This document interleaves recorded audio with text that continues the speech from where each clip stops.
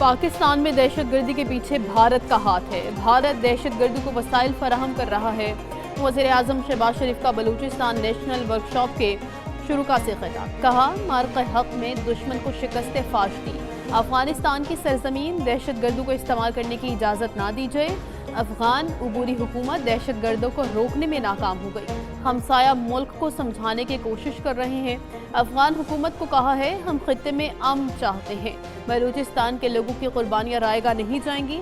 دہشت گردی کا سب نے مل کر مقابلہ کرنا ہے۔ خطے میں قیام امن کے لیے پاکستان کی سفارتی کوششوں کو دنیا نے سراہا۔ فیلڈ مارشل عاصم منیر اور اسحاق ڈار کی کاوشیں قابل تحسین۔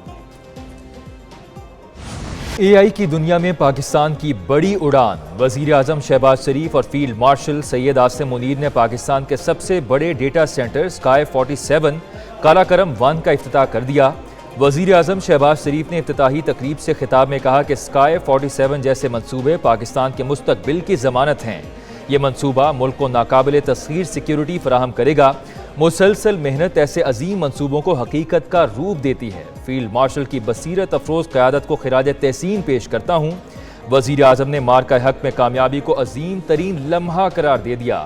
وزیر اعظم اور فیلڈ مارشل کو ڈیٹا سینٹر کالاکرم 1 پر بریفنگ۔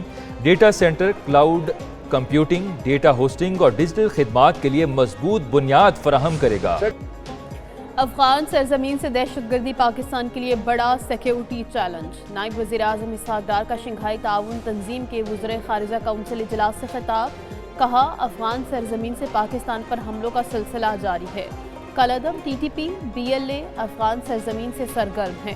افغان طالبان دہشت گرد گروہوں کو سازگار ماحول فراہم کر رہے ہیں۔ پاکستان پرامن، مستحکم اور خوشحال افغانستان کا خواہاں ہے۔ ایس سی او دہشت گردی، علیحدگی پسندی اور انتہا پسندی کے خلاف مؤثر تعاون کر رہی ہے۔ پاکستان کا محل وقوع وسطی ایشیا کو بحیرہ عرب تک قدرتی رسائی فراہم کرتا ہے۔ بلوچستان نے امن دشمنوں کے خلاف زمین تنگ۔ سیکیورٹی فورسز کی مستونگ کے علاقے کھڈکوچہ میں کارروائی۔ 4 دہشت گرد ہلاک۔ سیکیورٹی ذرائع کے مطابق دہشت گردوں سے بڑی تعداد میں اسلحہ اور گولہ بارود برآمد۔ متعدد دہشت گردوں کے زخمی ہونے کی بھی مصدقہ اطلاعات۔ دہشت گردوں کی سہولت کاری میں ملوث متعدد مشتبہ افراد گرفتار۔ آپریشن کے دوران علاقے میں سرچ اور کلیئرنس کارروائیاں جاری۔ دہشت گردی کے خاتمے تک سیکیورٹی فورسز کی کارروائیاں جاری رہیں گی۔ وزیر اعظم شہباز شریف اور وزیر داخلہ محسن نقوی کی کامیاب کارروائی پر سیکیورٹی فورسز کو خراج تحسین۔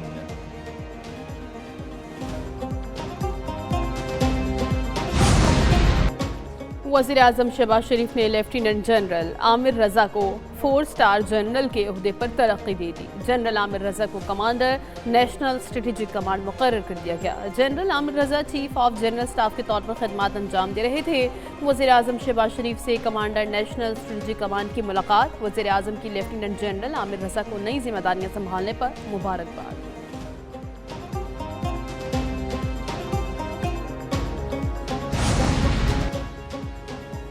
نیب سے متعلق تمام مقدمات آئینی عدالت سنے گی۔ سپریم کورٹ نے نیب ترمیم کے بعد عدالتی دائرہ اختیار سے متعلق فیصلہ سنا دیا۔ فیصلے میں کہا گیا ہے کہ نیب قانون میں ترمیم کے بعد سپریم کورٹ اب نیب مقدمات نہیں سن سکتی۔ نیب کے تمام مقدمات وفاقی آئینی عدالت منتقل ہو گئے ہیں۔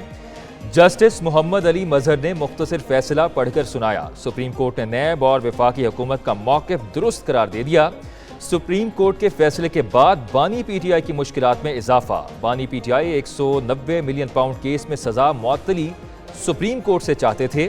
بانی پی ٹی آئی نے سزا معطلی کی اپیل دائر کر رکھی تھی۔ رجسٹرار کے اعتراض کے بعد بانی کے وکلاء نے چیمبر اپیل بھی دائر کی تھی۔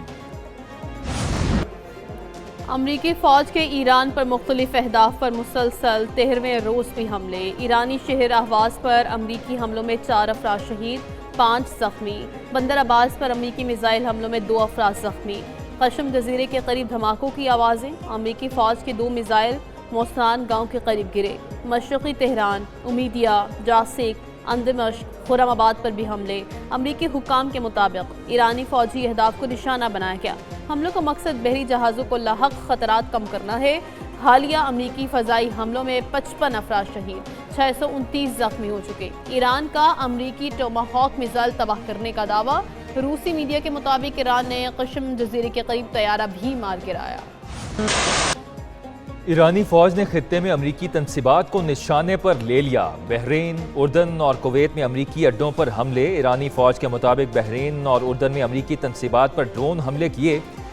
بحرین کی شیخ عیسیٰ ایئر بیس پر ایندھن کے ذخائر اور گودام نشانہ۔ بحرین میں امریکی فوجیوں کی رہائشی عمارتوں پر بھی حملے۔ اردن کی الازرق ایئر بیس پر طیاروں کے ہینگرز پر حملے کیے۔ اردن میں بھی امریکی فوجیوں کی رہائش گاہیں نشانہ بنی۔ کویتی افواج کے مطابق دفاعی نظام نے ایرانی میزائلز اور ڈرونز تباہ کر دیے۔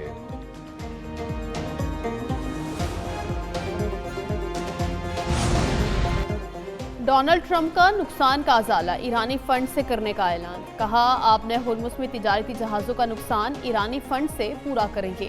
ایران کے پیسوں سے ادائیگی منصفانہ راستہ ہے۔ ٹرمپ کی ایران پر سب سے بڑے اور تباہ کن حملے کی دھمکی۔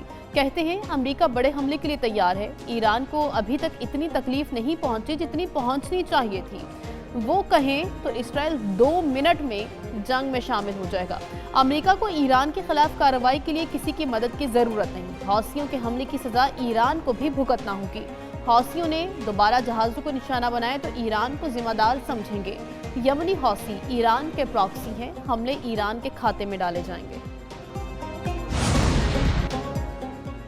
ڈونلڈ ٹرمپ کو جارحیت کی بھاری قیمت چکانا ہوگی۔ ایرانی وزیر خارجہ عباس عراقچی نے کہا کہ امریکہ کے بعض عہدیدار زمینی حقائق نظر انداز کر رہے ہیں۔ ان کی توجہ صرف 2028 کے صدارتی انتخابات پر ہے۔ یہ پالیسی ٹرمپ کے لیے نقصان دہ ثابت ہوگی۔ ایرانی اسپیکر باقر قالیباف کہتے ہیں کہ امریکہ ایران کو سزا دینا چاہتا تھا۔ امریکہ نے ایران کے بجائے خود کو معاشی سزا دے دی۔ امریکہ کی حکمت عملی الٹا اسی پر بھاری پڑ گئی۔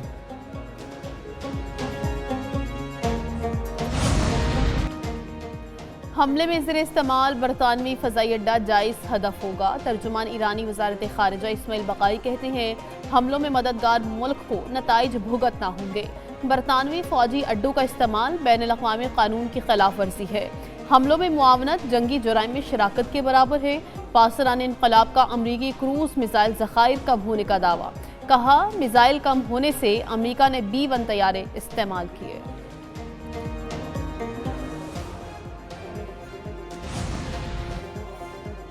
امریکی ایوان نمائندگان سے ایران جنگ روکنے کی قرارداد منظور۔ امریکی رکن کانگریس پرامیلا جے پال نے قرارداد پیش کی۔ قرارداد کے حق میں 214 اور مخالفت میں 208 ووٹ آئے۔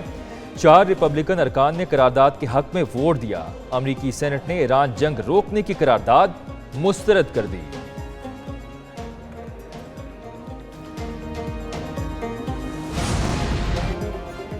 8 عرب اسلامی ممالک کے وزرائے خارجہ کا اسرائیلی اقدامات کی شدید مذمت۔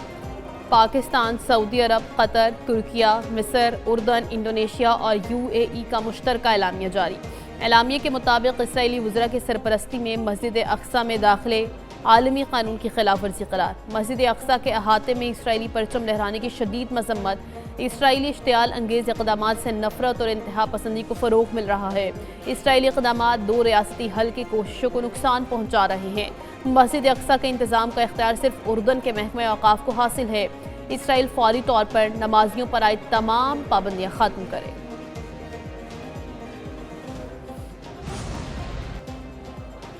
صدر مملکت آصف علی زرداری سے بلوچستان کے صوبائی وزراء کی ملاقات۔ بلوچستان میں امن و امان، ترقیاتی منصوبوں اور صوبے کی مجموعی صورتحال پر تبادلہ خیال۔ صدر مملکت کی بلوچستان میں جاری ترقیاتی منصوبوں پر پیش رفت تیز کرنے کی ہدایت۔ کہا عوام کو بنیادی سہولیات کی فراہمی اور صوبے کی ترقی حکومت کی اولین ترجیحات میں شامل ہے۔ تمام متعلقہ ادارے بلوچستان کی ترقی کے لیے مل کر کام کریں۔ نائب وزیر اعظم اسحاق ڈار سے ایرانی وزیر خارجہ عباس عراقچی کی ملاقات۔ ترجمان دفتر خارجہ کے مطابق دونوں رہنماؤں کا علاقائی اور عالمی پیش رفت پر تبادلہ خیال۔ نائب وزیر اعظم اسحاق ڈار کا حالیہ علاقائی کشیدگی پر گہری تشویش کا اظہار۔ پائیدار امن کے لیے تمام فریقوں سے بات چیت اور مسلسل سفارتی کوششوں پر زور۔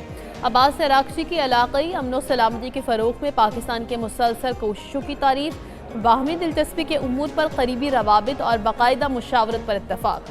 نائب وزیر اعظم اسحاق ڈار کی چینی وزیر خارجہ وانگ یی سے بھی ملاقات۔ پاک چین 2 طرفہ تعلقات، علاقائی صورتحال اور کثیر الجہتی تعاون پر تبادلہ خیال۔ اسحاق ڈار کا علاقائی امن و استحکام کے لیے پاکستان کی سفارتی کوششوں کو سراہنے پر وانگ یی سے اظہار تشکر۔